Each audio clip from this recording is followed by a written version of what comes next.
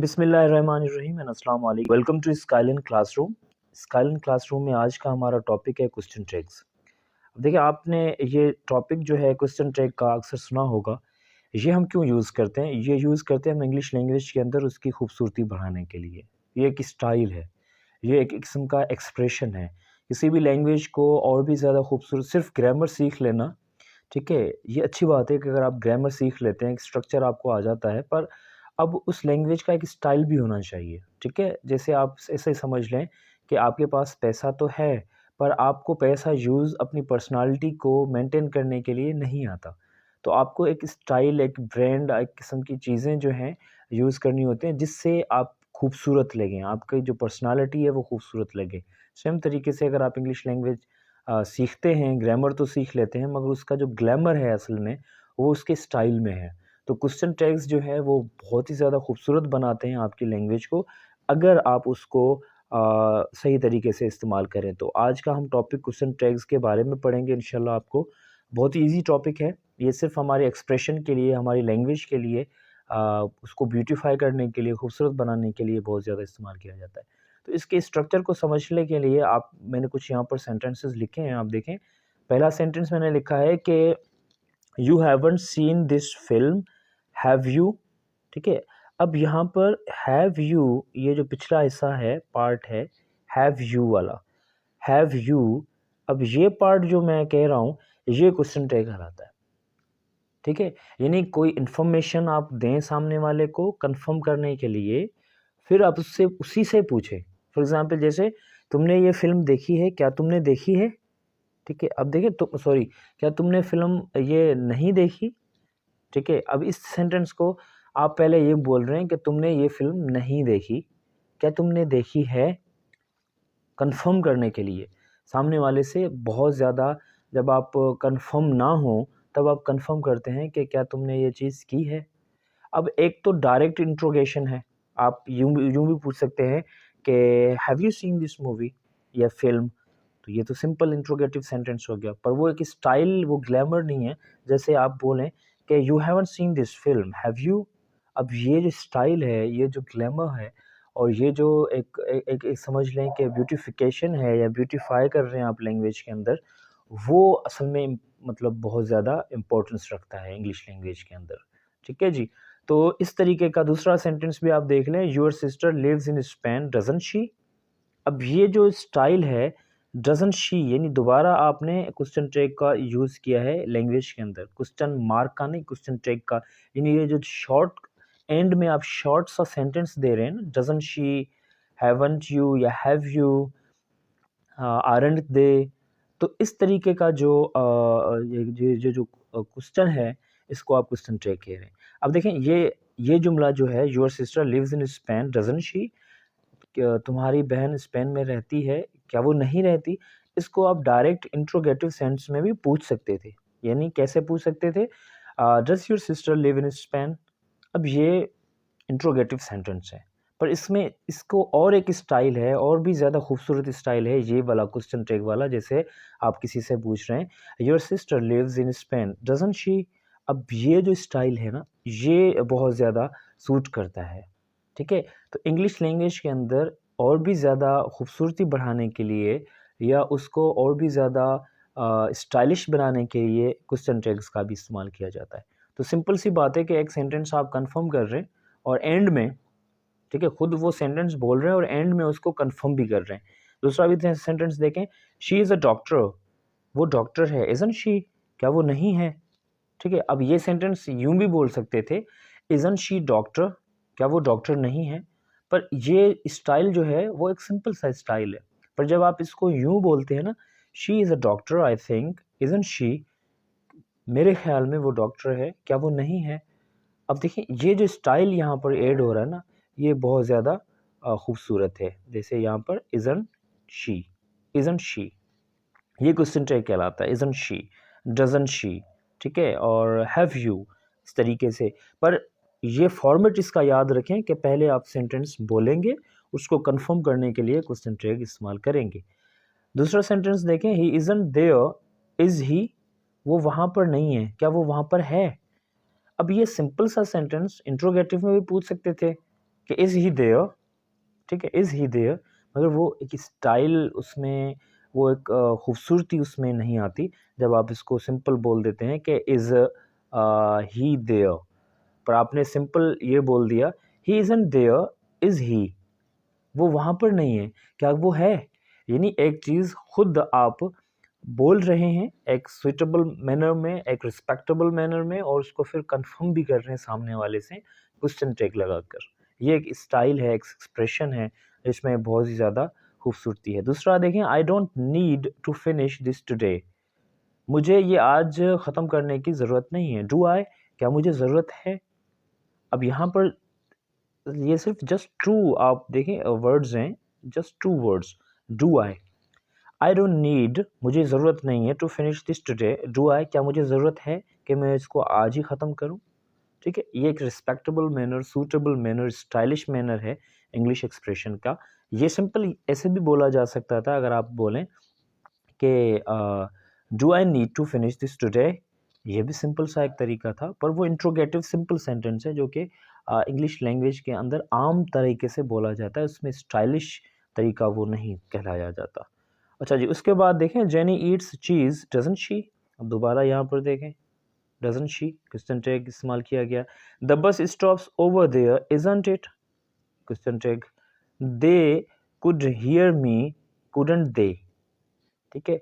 I am never on time, am आई।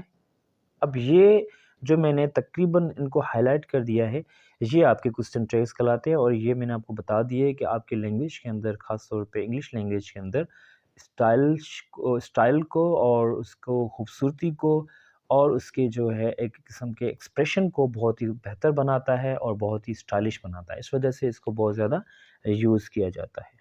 ठीक है जी। अच्छा, उसके साथ-साथ एक और टॉपिक है हमारे पास, वो हम आज ही करेंगे इंशाल्लाह।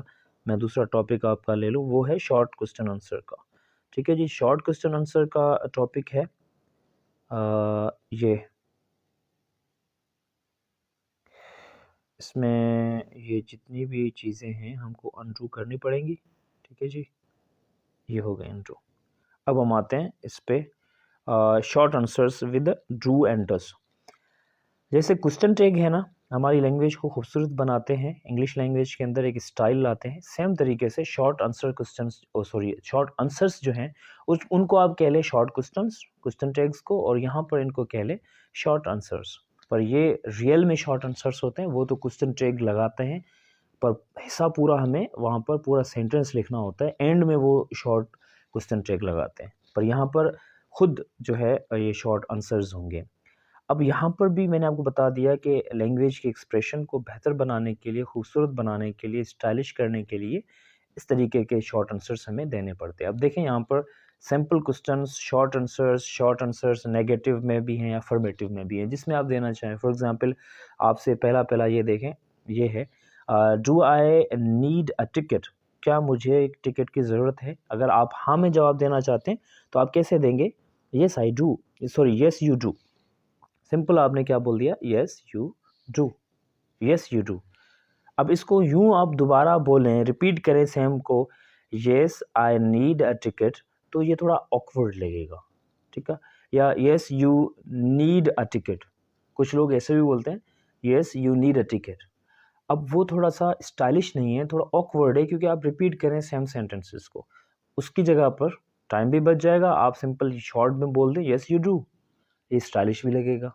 जैसे अगर आपसे कोई पूछता है do I need a ticket, तो आप कहते हैं येस यू डू, सिंपल, तो ज़्यादा सूटेबल लगेगा। अच्छा, उसके बाद देखें, अगर आपका नेगेटिव में है, नेगेशन में है, मतलब आप ना में, इनकार में करना चाहते हैं, तो आप क्या बोलेंगे? No you don't, no you don't, just आपने ये बोल दिया नो यू डोंट, नहीं आपको ज़रूरत नहीं है।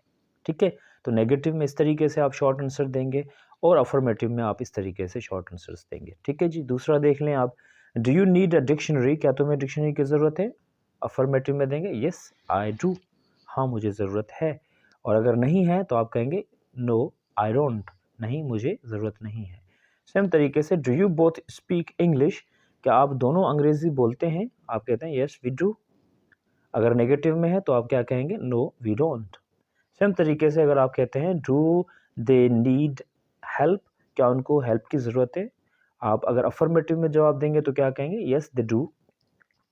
और अगर नहीं है, नेगेशन में है, तो आप कहेंगे नो दे डोंट। इसी तरीके से अच्छा, ये अब लाज़मी नहीं है डू और डज़ के साथ प्रेज़ेंट में ये तो इस्तेमाल किया गया, अगर पास्ट में होता तो यहाँ पर डिड आता, ठीक है? जैसे यहाँ पर अगर ये सेंटेंस मैं बोलूँ, ये वाला सेंटेंस जो है, डज़ की जगह पर मैं डिड लगा दूँ, डिड ही लाइक चॉकलेट, तो यहाँ पर जवाब भी आएगा येस ही डिड। यहाँ पर ये डज़ की जगह पर मैं डिड लगा सकता था, ठीक है जी। पर अगर ये प्रेजेंट में है तो हम डज़ ही लगाएंगे अफर्मेशन में, और नेगेशन में यहाँ पर डज़ नॉट आ रहा है तो वहाँ पर हम डिड नॉट लगाते, पास्ट अगर होता तो, ठीक है। फ्यूचर में भी बिल्कुल इसी तरीके से होगा, विल और शैल का इस्तेमाल किया जाएगा। तो इसी तरीके से मैंने कुछ एग्जांपल्स दिए हैं आपके। अच्छा, ये जो थे ये हम पढ़ रहे हैं डू और डज़ वाले। इन्हीं के साथ आप जो है वो भी इस्तेमाल कर सकते हैं, क्या कहते हैं जिनको शॉर्ट आंसर्स में, जिनमें जिनमें आप इस्तेमाल करते हैं टू बी टेंसेस को, यानी इज़ एम आर को, वॉज वर को, वो भी मैं आपके साथ शेयर करूँगा अभी। एक सेकेंड थोड़ा मुझे दीजिएगा, मैं वो फ़ाइल आपको यहाँ पर ला के दे दूँ। अब वो है ये मेरे ख्याल में, हाँ ये वाले। अब यहाँ पर आप देखें short answers with to be. अब short answers with to be जो है, यानी आप मौजूदगी शो करने वाले जो is am are was were will be shall be हैं उनको इस्तेमाल करेंगे। अब जैसे यहाँ पर है एम आई, वहाँ पर एक्शन हो रहा था ना, यहाँ पर एक्शन नहीं है, यहाँ पर सिर्फ मौजूदगी। जैसे यहाँ पर आप पहला सेंटेंस देखें, सॉरी, जैसे यहाँ पर पहला आप सेंटेंस देखें, एम आई अर्ली, क्या मैं जल्दी आया हूँ? तो सामने वाला कह रहा है यस यू आर, हाँ तुम बहुत अर्ली हो, या तुम बहुत जल्दी आए हो। और अगर नेगेशन में, ये अफर्मेटिव में था, हकारी जुमला था, और अगर आप इनकार करेंगे तो आप क्या कहेंगे? No you aren't, no you aren't. अब देखें यहाँ पर जो हम इनको क्यों टू बी कह रहे हैं, क्योंकि यहाँ पर जो हम हेल्पिंग वर्ब्स यूज़ कर रहे हैं ये टू बी वर्ब्स हैं। जैसे यहाँ पर ये वर्ब है आरंट, यहाँ पर आर है, और यहाँ पर क्या है? एम है। तो ये जो हमारे हैं ये क्या हैं? ये ऑटोमेटिकली टू बी वर्ब्स हैं, इसी वजह से हम इनको to be verbs short answers कह रहे हैं टू बी के साथ। अच्छा, उसके बाद दोबारा आप दूसरा सेंटेंस देखें जो ये है आपका, आर यू बिजी नाउ, क्या तुम बिजी हो अभी? और जवाब में आप क्या कह रहे हैं? यस आई एम, हाँ मैं हूँ। और अगर आप नेगेशन में कहेंगे तो आप कहेंगे नो आई एम नॉट। आपको पूरा सेंटेंस बोलने की ज़रूरत नहीं है, no I am not busy now, ये बोलने की ज़रूरत बिल्कुल भी नहीं है। आप सिंपल क्या कहेंगे? आप कहेंगे नो आई एम नॉट। अगर आप हैं तो आप सिंपल कहेंगे यस आई एम। सेम तरीके से दूसरा अगर सेंटेंस आप देखें, आर यू बोथ सरप्राइज्ड, क्या तुम दोनों हैरान हो? Yes we are. अगर अगर मतलब आप अफर्मेशन में दे रहे हैं, अफर्मेटिव है, हकारी जुमला है, तो आप कहेंगे यस वी आर। अगर नेगेशन में देंगे तो आप क्या कहेंगे? No we aren't.